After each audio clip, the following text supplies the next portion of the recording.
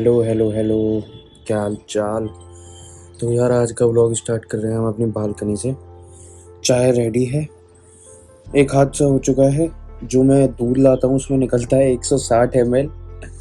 तो मुझे ऐसी आदत हो गई थी कि रोज मैं 80 ml की 2 चाय बनाता था उसमें से। आज मैंने गलती से 110 ml ले लिया। अब शाम वाली चाय के लिए मेरे पास क्या है, 50 ml बचा है। तो देखते हैं, उसको बैलेंस आउट करना पड़ेगा अगली चाय को। बाकी एक नई चाय नई चर्चा। तो यार आज ना मैं बात करने वाला हूँ अपनी रिसेंट वीडियो की, जिसमें मैंने अपना 100 डेज का चैलेंज बताया था। अब उस पे ना कमेंट्स तो आप लोगों के भर भर के आ रहे हैं, पर कमेंट्स में मैंने एक चीज़ नोटिस करी। बहुत लोग यही पूछ रहे हैं कि मैंने कुछ नहीं किया, मैं कर पाऊँगा 3 महीने में, या मेरे 500 प्लस आ जाएंगे, या मेरे 450 प्लस आ जाएंगे 3 महीने में अगर मैं अभी से स्टार्ट करूँ। ऐसे कमेंट्स ज़्यादा है। तो यार मैं बताता हूँ, इसके ना 2 आंसर है। पॉसिबल है भी और नहीं भी। अब पॉसिबल नहीं इसलिए है कि ये जो 3 महीने का टाइम बचा है ना, इस 3 महीने में आप गधा मजदूरी नहीं कर सकते। आप सब कुछ नहीं कर सकते कि मैं ये भी कर लूंगा वो भी कर लूंगा, इतनी बार रिवीजन कर लूंगा, ऐसे कर लूंगा वैसे कर लूंगा, ये नहीं कर सकते आप। अब जो टाइम है ना वो है स्मार्ट वर्क का टाइम।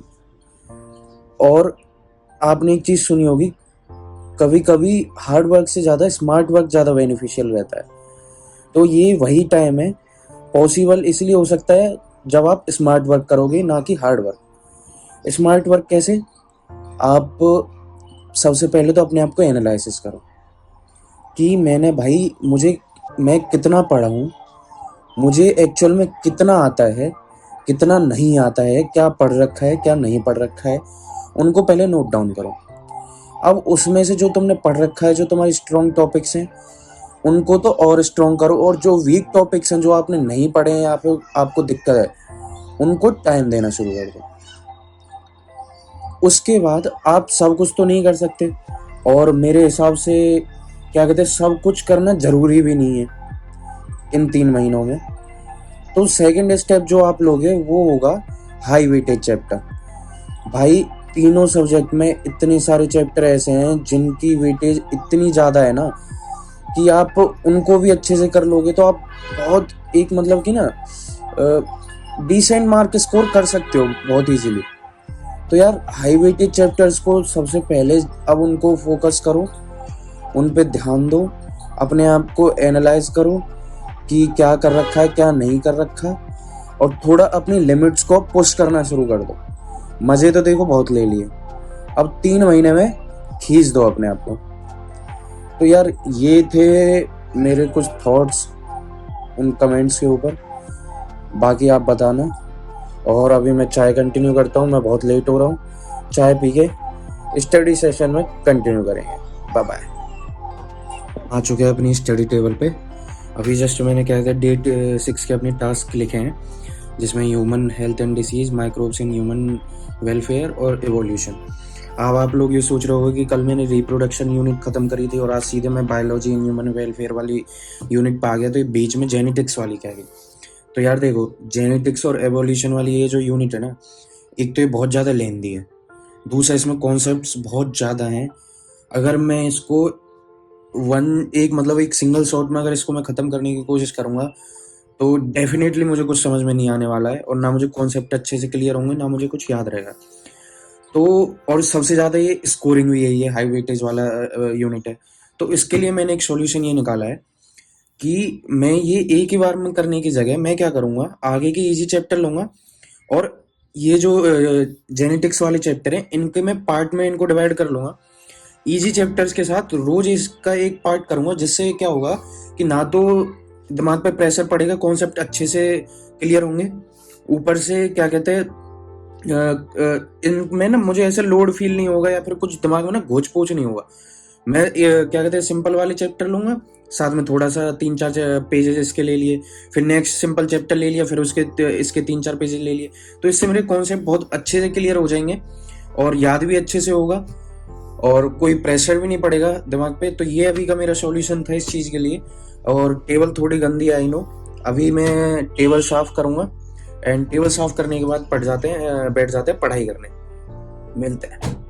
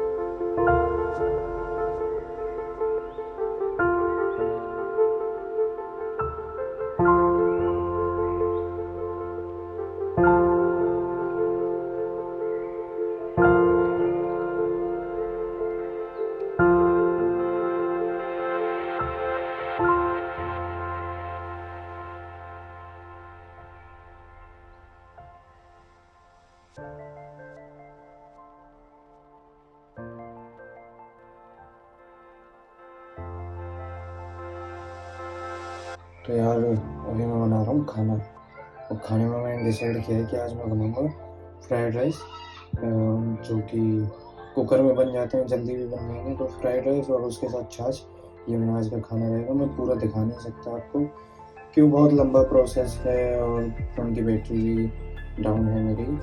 तो ये क्विक अपडेट था। खाना बना रहा हूँ और फ्राइड राइस बना रहा हूँ। चावल मैंने चढ़ा लिया बनने के लिए, और ये मेरी किचन की विंडो से कुछ ऐसा व्यू रहता है।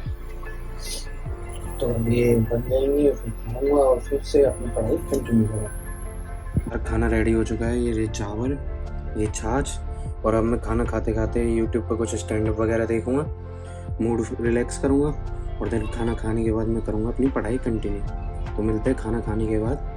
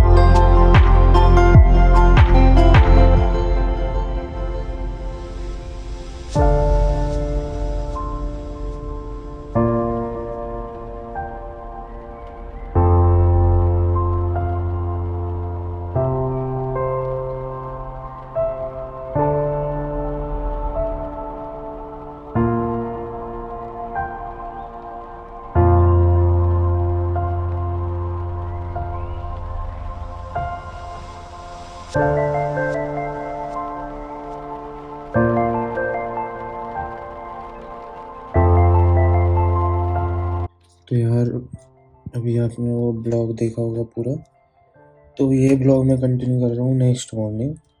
तो अनफॉर्चुनेटली कल हुआ क्या कि मेरे टास्क कंप्लीट नहीं हो पाया। उसका रीज़न ये था कि कल मेरी तबीयत हो चुकी थी ख़राब, क्योंकि बहुत दिन से मुझे सिम्टम्स लग रहे थे, फीवर था, बॉडी पेन था, और फिर भी मैं अपने आप को स्ट्रेच करे जा रहा था। बट कल शाम को बहुत हालत ख़राब हो गई।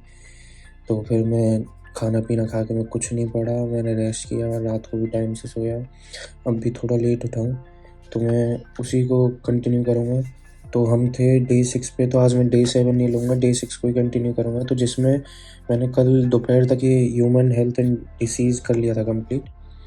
उसके बाद ये मैंने इसमें 2 टॉपिक और बढ़ा दिए हैं, बायोटेक 1 और बायोटेक का दूसरा चैप्टर। तो आज मैं इन्हीं को ही कंप्लीट करूँगा। अभी थोड़ा बेटर है, उठा हूँ, भजन सुने हैं और अपना नाश्ता करके अब मैं स्टडी टेबल पे बैठ चुका हूँ। आई होप कि आपकी पढ़ाई अच्छी चल रही होगी। और दूसरी चीज़ यार, हेल्थ का बहुत ख्याल रखो, क्योंकि अब सर्दियाँ जा रही हैं और गर्मियाँ आ रही हैं, तो ये जो बीच का टाइम रहता है जब वेदर चेंज होता है, तो काफ़ी इस टाइम पे दिक्कत होती है। तो कुछ भी मतलब रिस्क मत लेना अपनी हेल्थ के साथ। हेल्थ को प्रायोरिटी पे रखो और आई होप कि पढ़ाई अच्छी चल रही होगी। Keep hustling. Bye bye.